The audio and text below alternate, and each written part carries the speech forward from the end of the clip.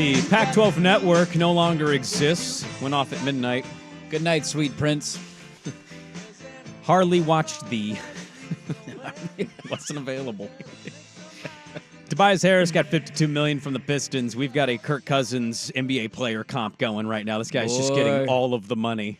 Can anybody make sense of that? Is that a salary floor situation of we need to spend money on somebody, so let's just sign Tobias Harris because he sucks and we can still lose a lot of games? I don't know. Make that one make sense. I mean, they just fired Monty Williams to hire J.B. Bickerstaff. They did. Detroit is not the city of Motor City success. That's all I know. I went through the Thunder picks. My God. A lot of them.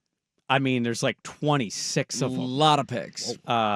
I still want Ant to go to the Spurs, side note. I know they signed Chris Paul to a 1-year, $11 million deal. Yeah, be a really good fit with Wemby. Well, and also they got Castle, and Castle wants to be a point guard, but I really want that Atlanta 2025 no protected first-round pick. That would be very nice. Oh, my God. That would be very nice. Oh, my God. Yeah, I think if you're not getting anything from a bad team in the short term, you look more for the long-term draft pick angle of saying, who knows where Orlando will be in 5 years. Maybe they're still good. Maybe they're not. It's Orlando. They've had guys that have left in free agency over the years. Mm-hmm. They had Shaq and Penny. How'd that work out 5 years later? And they had Dwight Howard. How'd that work 5 years later? So I think you shoot for long-term picks. Donovan Clingan spoke with the media on Saturday, had his introductory press conference with Joe and Chauncey, and he was asked a bunch of questions.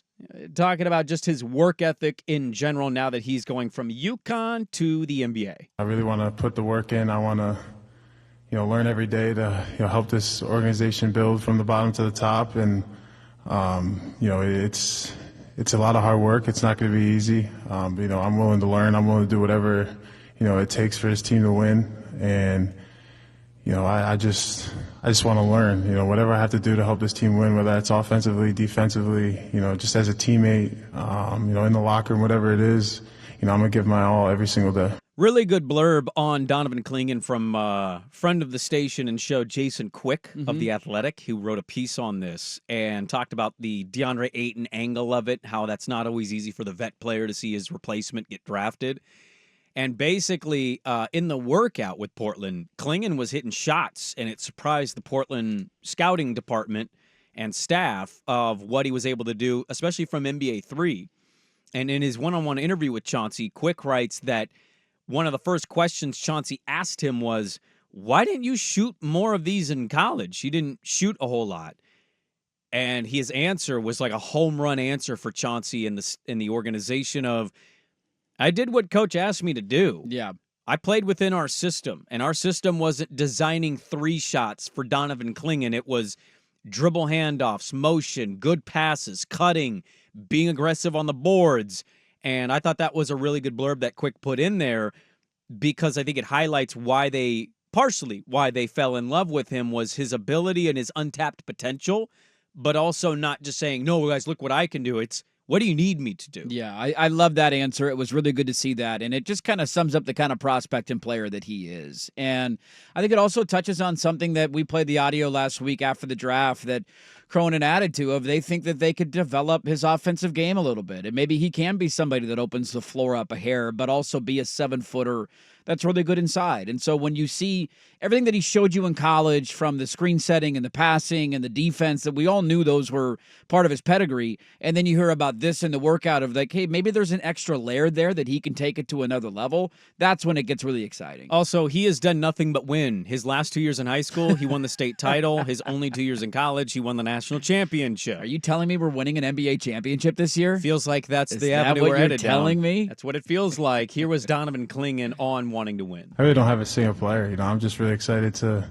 battle against the best. When you try to prove yourself as, being one of the best, in the sport, you have to go up against the best. So, I want to be able to go out there and compete against the best and, just try to help my team win. That's all. At the end of the day, that's the only thing that means anything to me is winning. It's not the points, it's not the rebounds, it's if my team won and your team lost. He also unfortunately lost his mom at an early age, and here he was discussing something he learned from his mom of, it's not always about making the shot. There are other aspects to winning basketball. Something my mom always told me was, defense wins ball games, offense sells tickets, so you gotta play great defense in order to win games, and I want to win games. So, I'll take a block off the backboard over a dunk any day of the week. And here was Chauncey on Clingan's shooting ability. His shooting, which is something that he didn't do very much at UConn. I know y'all heard him say he's ready to be a knockdown three-point shooter, but I'm pretty sure y'all have never seen that. We seen it when we worked him out, and it really surprised me because I hadn't seen it either. But he gave me one of the best answers that a kid gave me. I asked him that when I was interviewing him, and I just said, well, you're such a great shooter, why didn't you shoot more? And he said, I just wanted to do what coach needed me to do to win. And to me, that's just a winner. Chauncey also threw out in this presser, who I was trying to read body language, which is a dangerous thing to do. Yeah. Little bit of knowing what's going on here vibe, Yeah. and I'm reading into it for sure. There could be absolutely nothing to it. But Did anybody ask him about what it feels like to be a lame duck coach and not have his option picked up? that's not time and place for that question. They would have their credential revoked Yeah. if they asked that question. Well, you can't get it revoked per se, but there would have been a real yo. How does it feel, Chauncey, knowing that this is probably it? Swung song. It's like the final year of the Pac-12. He threw out playing Ayton at the 4 and Clingan at the 5. We're gonna have a two big lineup. He cited Cleveland as an example for this becoming a trend in the NBA. We're gonna have a two big lineup. DA at the 4, What the hell? Dude? Kling Kong at the 5. Hey, from one of the smallest teams to the biggest team. That's in the NBA. right. 2 7-footers on the floor at the same time. I don't really see how that fits with their 2 games, but what the hell do I know? They're gonna I'm an suck. idiot. Why not try it? Yeah, it's I mean, kind of sure. what I think his thinking is. He's also probably thinking, I'm not going to be the coach of this team after next year, so I don't care who the lineups are. Go ahead, play. Doesn't matter. Who wants to start tonight? Go ahead. You're in the lineup. I'm just excited to have the work ethic of him. You can certainly nitpick Donovan Clingan, slow, a little bit of injury history. Sure. I get it. But also, I've heard from a lot of people over the weekend, people on the East Coast, people in the Midwest, they really loved that we got him. They're like, hey, how excited are you? I'm so jealous. And I was like, I'm pretty excited, but cool to hear other people in different markets that are excited about this. I mean, a lot of it does come down to your work ethic and your personality. And so far, he has aced every aspect of that. Not that there were any character concerns about him before, but he seems like a genuinely good kid who's going to work his ass off. I love how seriously he takes playing defense, and the line about what his mom used to tell him was really solid. So he has hit home run after home run since getting drafted by the Blazers. And now we wait and see. Can he stay healthy? How many minutes can he play? How does this rotation and lineup work? Does it push them to trade Ayton sooner rather than later? There's a lot of questions that still need to be asked, but so far, in a terrible draft, you land a kid like this, I'm not upset about it in any way, shape, or form.